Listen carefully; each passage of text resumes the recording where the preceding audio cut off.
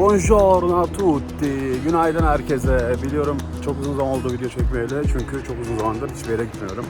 Yani yaklaşık bir senedir okul, ders, ev sürekli bunlarla uğraştığım için hiçbir yere gidemedim.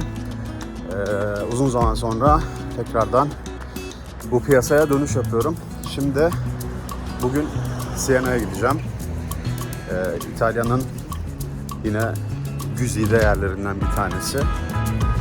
Çok gezilecek yerler yok. Daha doğrusu merkezi dışında genelde bu bağ üzümleri, Toskana bölgesindeki yerler arabayla gidilecek şekilde. Bilmiyorum ulaşım var mı oradan oraya gitmek için.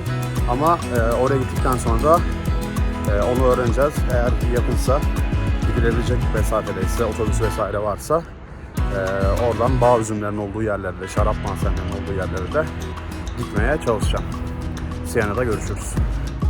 Evet, Siena'ya geldim ama gelir gelmez çok kötü bir olayla başladım güne.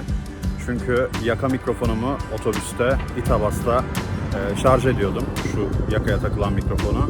Ve de otobüste unuttum şarj aleti ve yaka mikrofonuyla beraber. O yüzden moralim çok bozuk. Ama kaldığım yer, şu an oteli göstereyim şöyle arkamda.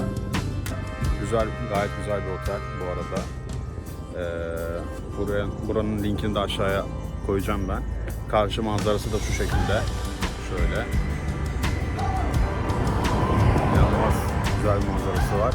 Tek sıkıntısı otobüsle gelmeniz gerekiyor. Yani otobüsle gelmeniz de gerekmiyor ama çok dağlık, çok eğimli. O yüzden çıkarken bayağı yorulabilirsiniz. Özellikle böyle sıcak bir havada gelecekseniz, yazın gelecekseniz bayağı yorucu olur. Onun dışında şimdi Siena'nın merkezine gideceğiz. Piazza del Campo. Helikopter tam zamanla geliyor. Otobüs bileti aldım.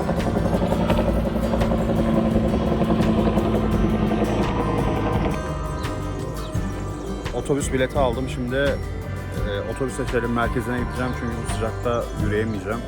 Zaten yeterince moral bozukluğuyla başladım güne.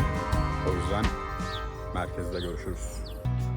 İtalya Cumhuriyeti biliyorsunuz Siena şehri merkez olmak üzere Orta Çağ ve Yeni Çağ'da İtalya Yarımadası üzerindeki önemli bir şehir devletiydi. Siena bir antik Romalı şehir olup etrafı antik Romalı surlarla çevrili. Bu surların merkeze açılan bir sürü kapısı var. Ben de şimdi Via Camoglia kapısından şehrin merkezine giriş yapıyorum.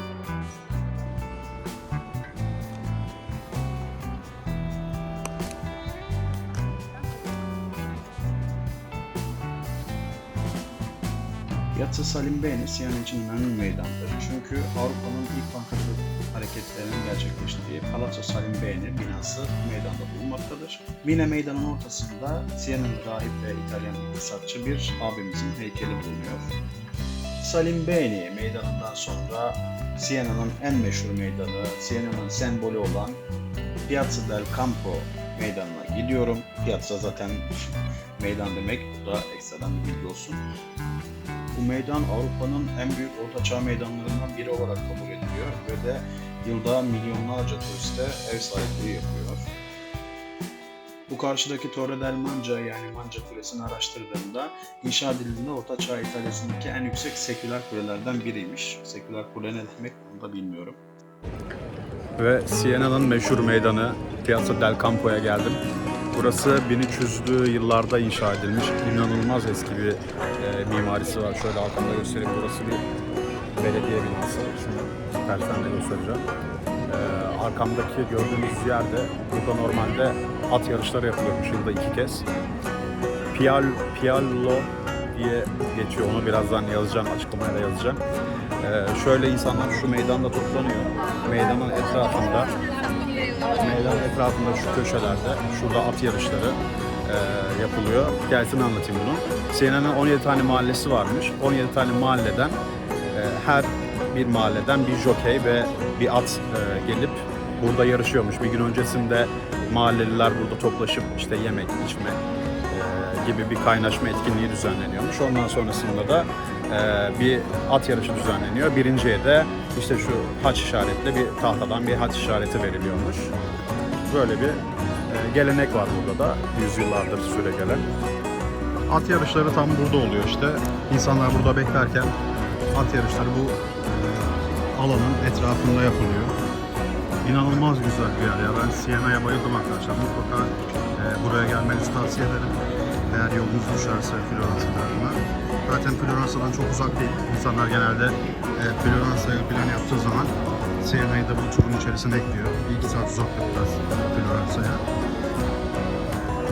Cıvıl cıvıl ve inanılmaz eski binalar. Binaların şu dokusuna bakar mısın? Hala yeniliğini koruyor. Manca Kulesi'nin yanındaki bina Palazzo Pubblico yani belediye binası. Siena Cumhuriyeti bunu karargah olarak inşa ediyor. Daha sonrasında 1352 yılında Torre del Manca yani Manca Kulesi'ne ekleniyor. Yıllar içerisinde de bu iki yapı Piazza del Campo'nun sembolü haline geliyor.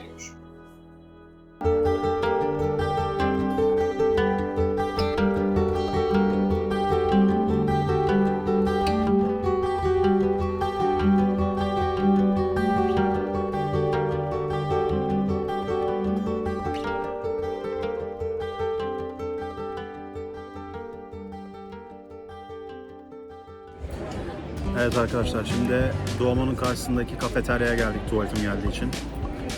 Buradaki kafeteryada alışveriş yapmanın lavaboyu kullanamıyorsunuz ama kafeler falan inanılmaz ucuz. Normal İtalya'daki herhangi bir yerde içeceğiniz kahve ücretleri. Bir tane normal kahve aldım 1.20. İsterseniz herhangi bir kahve alıp buradaki tuvaleti de kullanırsınız. Buradaki katedral, şimdi onu da göstereceğim. Buradaki katedral inanılmaz derecede şeye benziyor. Floransa'daki katedrale benziyor. Floransa'daki Duomo'ya benziyor. İçerisi ne giriş ücretli. Yanlış hatırlamıyorsam 10 küsur euro biletler. O yüzden şu an büyük ihtimalle giremeyeceğim. Yine bir soracağım bakalım ya toplu bir indirim varsa başka müzelerle beraber. Onunla beraber varsa belki bilet alabilirim, diğer müzelerle beraber gezebilirim ama sadece burası 10 euroysa muhtemelen giremem. Ama dışarısı inanılmaz yani. Siena gerçekten beklediğimin üstündeydi.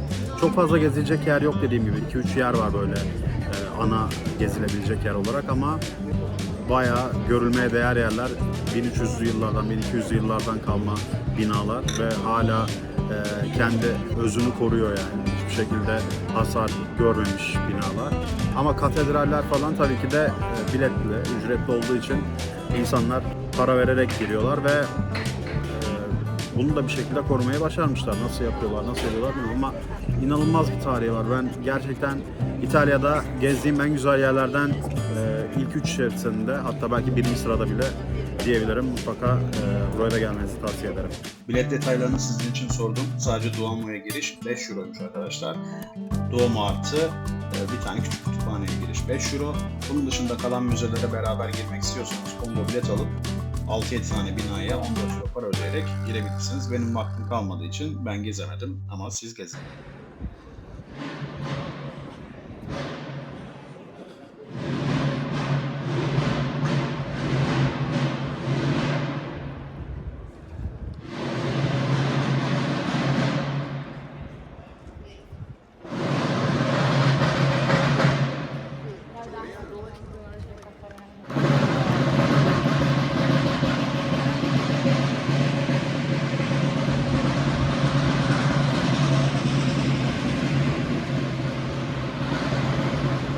Siena bir dönem İspanyolların kontrolü altındaymış. Bu Medici Kalesi'nin olduğu yerde normalde İspanyolların yaptığı kale bulunuyormuş. Ancak Siena'lılar tekrardan bunu aldıktan sonra Medici Kalesi'ni inşa etmişler. Günümüzde de bu alan özellikle turistler için şehri görüntüleme merkezi olarak kullanılıyor. Örneğin Manca Kulesi, Palazzo Pubblico yani belediye binası ve de Duomo Katedrali bunlar arasında yer alıyor.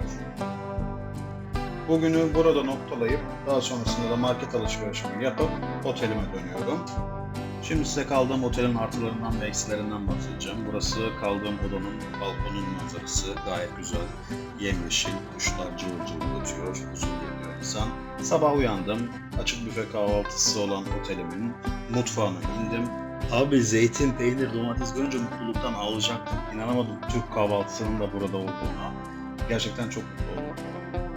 Karnımızı da doyurduktan sonra eşyalarımı toplayıp otelle artık vedalaşıyorum. Siena'daki son günüm. Şimdi kaldığım otelden çıktım. Check-out'umu yaptım. Şöyle göstereyim oteli. Otel gerçekten güzeldi. Kahvaltı da dahildi. Otelin linkini de paylaşacağım aşağıya. Buradan bakabilirsiniz eğer gelirseniz buraya. Tek sıkıntısı ulaşım. Çünkü biraz yukarıda kalıyor bu. Siena'nın üst taraflarında kalıyor. Merkeze 1.1 kilometre gibi bir mesafede ama otobüs akşam saatlerinde sıkıntı. Otobüs bulamıyorsunuz buraya gelmek için. O yüzden size tavsiyem araba eğer bulabilirseniz, araba kiralarsanız Siena'ya geldiğinizde böyle bir yerde şehrin biraz yani şehrin dışarısında değil aslında ama biraz daha böyle yürüme mesafesinde, yürüyerek yarım saat mesafede bir yer için bile olsa yokuş yukarı olduğu için çıkması bayağı bir zor oluyor. O yüzden araba kiralarsanız daha avantajlı olabilir sizin için. Dün yaşadığım olayı anlatayım size. Dün şehrin merkezinden buraya doğru geldiğini düşündüğüm otobüse bindim. Daha sonra şoför beni yakın bir yerde indirdi. Yakın dediği de otobüsle bile oradan sonra 6 dakika, yürüyerek yine bir yarım saat mesafede indirdiği yer. Sonra ben de şaşırdım, hani ne yapacağım ne edeceğim bilemedim. Markete gittim. Orada yakın olan markette tek insanların olduğu yer orasıydı. Oraya sormak için, oradaki insanlara sormak için markete girdim.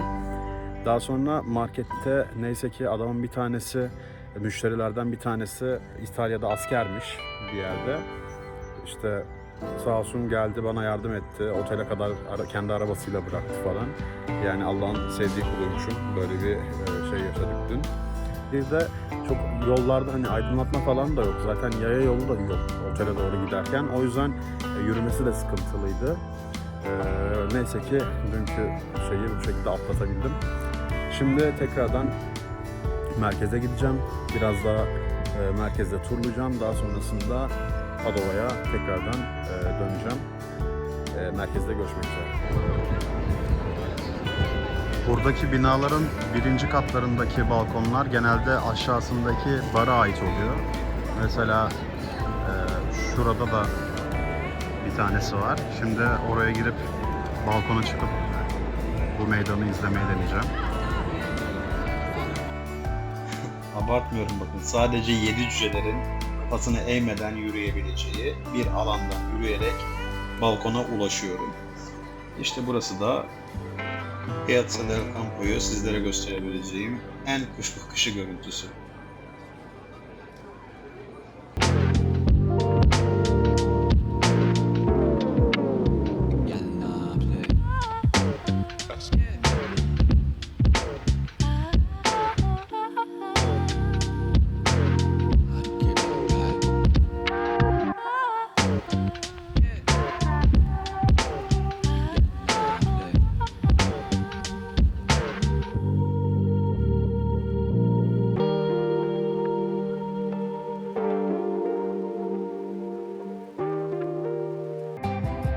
Burada teknik bir arıza oluşmuş. Kamerayla dik çekmişiz. O yüzden kusura bakmayın.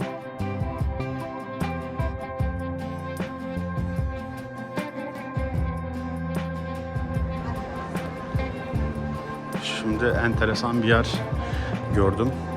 Burası restoran girişi. Şöyle bir han gibi. Şöyle bakalım bir içeriye. Kalenin içerisinde restoran yapmışlar. Şöyle.